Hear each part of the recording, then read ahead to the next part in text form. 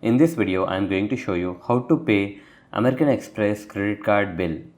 Go to americanexpress.com. At the top right, click on login and enter your user ID and password and click on login. Once you are logged in, the user interface will look like this. If you hold multiple American Express credit cards, you need to select that particular credit card. In my case, I have 3 credit cards. Below logout, you have this credit card number. Click on that. It will show you the cards which you hold. Select the card for which you want to make the payment.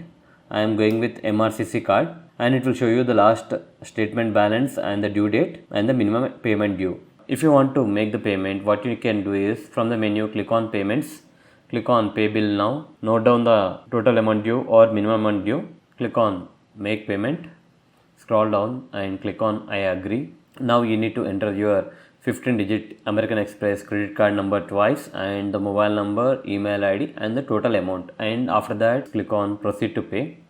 Now the payment gateway page will show up. Over here you have the option to make the payment using net banking, debit card or using UPI. Select any one of the payment method and make the payment. Once the payment is successful, you will get this message, transaction status is successful, and that you will get the transaction reference number. If you want, you can take the printout of this payment also.